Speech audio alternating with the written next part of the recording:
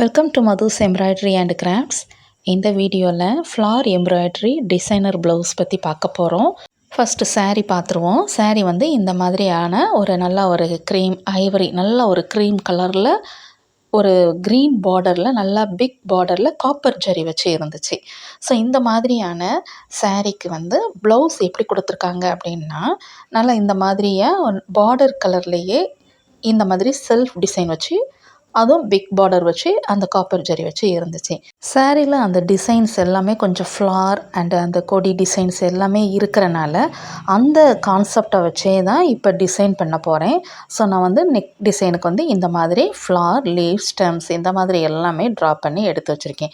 இதில் நான் எப்படியெல்லாம் ஒர்க் பண்ணியிருக்கேன் அப்படிங்கிறத இப்போ நான் உங்களுக்கு காட்ட போகிறேன். ஸோ இதில் எல்லாமே இப்போ காப்பர்லேயே நம்ம யூஸ் பண்ணியிருக்கோம். இந்த மாதிரி பீட் ஒர்க் எல்லாம் ஃபினிஷ் பண்ணி முடிச்சிட்டேன்.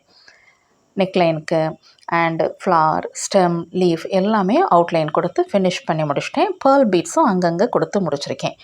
ஸோ இதில் இன்னரில் இப்போ த்ரெட் ஒர்க் நம்ம எப்படி ஸ்டிச் பண்ணிக்கிடணும் அப்படிங்கிறத இப்போ பார்க்க போகிறோம். ஸோ நான் இப்போ என்ன பண்ணிட்டேன் அப்படின்னோம்னா, அவுட்லைன் ஃபஸ்ட்டு சுகர் பீட் கொடுத்து முடித்ததுக்கப்புறமா தான் நம்ம என்ன பண்ணிக்கிடணும், சில்க் த்ரெட் எல்லாம் யூஸ் பண்ணணும். ஸோ நான் பாருங்கள், இப்போ உங்களுக்கு வந்து இப்போ அவுட்லைன் முடித்ததுக்கப்புறமா இந்த சில்க் த்ரெட்டை நான் எப்படி எடுக்கணும் அப்படிங்கிறத பிகினருக்கு இப்போ உங்களுக்கு நான் சொல்லிக்கிறேன். இந்த கலர் சாரீ கலருக்கே நான் இந்த சில்க் த்ரெட்டை எடுத்திருக்கேன். ஸோ இதில் உள்ள ஷேட் நம்பரை வந்து நம்ம மிஸ் பண்ணாமல் வச்சுக்கிடணும்.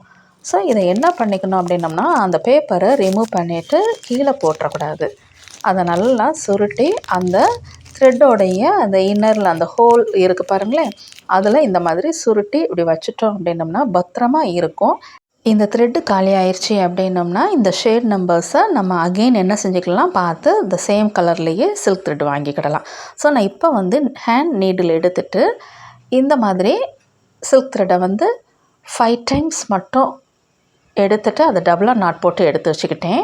எடுத்து வச்சுட்டு அந்த ஃப்ளாரில் அவுட்லைன் நம்ம பீட்ஸ் எல்லாம் ஸ்டிச் பண்ணி முடிச்சிருக்கோம்ல, அதில் இன்னரில் இந்த ஹேண்ட் நீடில் யூஸ் பண்ணி ஹேண்ட் எம்ப்ராய்டரி சாட்டின் ஸ்டிச் பண்ணிக்கிட்டு இருக்கேன். இப்படி ஸ்டிச் பண்ணிக்கிட்டோம் அப்படின்னம்னா நல்லா சீக்கிரமாக நமக்கு அது அந்த ஃப்ளாருக்குள்ளே ஃபில் ஆகிக்கிடும்.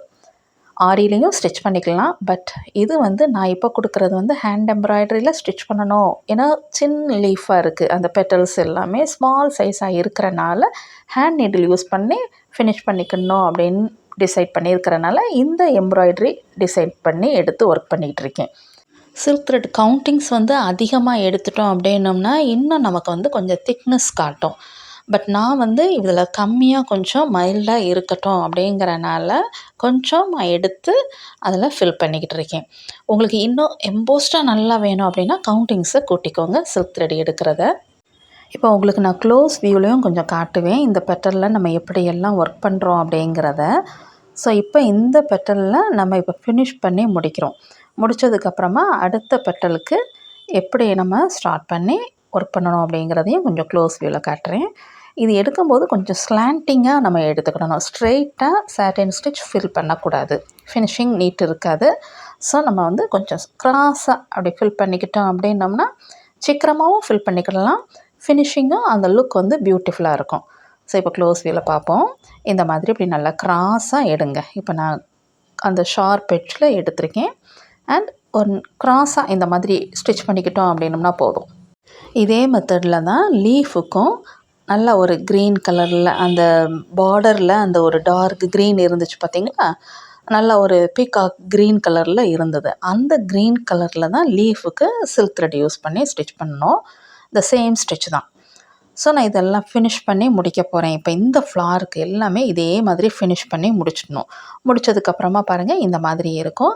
இன்னரில் அந்த சர்க்கிள் பக்கம் இருக்கிற இடத்துல வந்து லீஃபுக்கு என்ன சில்க் த்ரெட் நம்ம எடுக்கணும், ஸ்டிச் பண்ணணும்னு டிசைட் பண்ணியிருக்கோமோ அந்த சேம் கலரை வச்சே ஃப்ரெஞ்ச் நாட் இந்த மாதிரி ஸ்டிச் பண்ணிக்கிறேன்.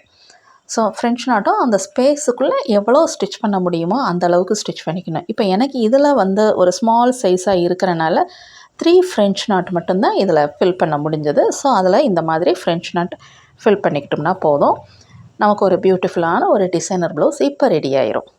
இந்த ப்ளவுஸோடைய ஸ்லீவ் நல்லா கிராண்டாகவும் இருந்தது. ஸோ இந்த ஃப்ளார் டிசைன் அண்ட் லீஃப் டிசைனை வச்சே ஸ்லீவுக்கும் இதே ஒர்க்கை ஃபினிஷ் பண்ணி முடிச்சிருக்கேன். அந்த ஸ்லீவையும் நான் எப்படி ஒர்க் பண்ணியிருக்கேன் அப்படிங்கிறதையும் இப்போ காட்டுறேன். அண்டு டேசல்ஸும் இதுக்கு முந்தின வீடியோவில் எப்படி மேக் பண்ணி இந்த ஃப்ளார் டேசல்ஸ் மேக் பண்ணியிருக்கோம் அப்படிங்கிறதையும் டிஸ்கிரிப்ஷனில் லிங்க் கொடுக்குறேன். அதையும் பாருங்கள், பியூட்டிஃபுல்லாக இருக்கும். ஸோ நம்ம இப்போ எல்லாம் இந்த ப்ளவுஸ் எல்லாம் ஃபினிஷ் பண்ணதுக்கப்புறமா இந்த மாதிரி இருக்கும். ஓகே, இந்த வீடியோ உங்கள் எல்லாருக்கும் யூஸ்ஃபுல்லாக இருக்குது, ரொம்ப பிடிச்சிருக்கு அப்படின்னா இது வரைக்கும் மதுஸ் எம்ப்ராய்டரி அண்ட் கிராஃப்ட்ஸுக்கு சப்ஸ்கிரைப் பண்ணாதவங்க சப்ஸ்கிரைப் பண்ணிக்கோங்க.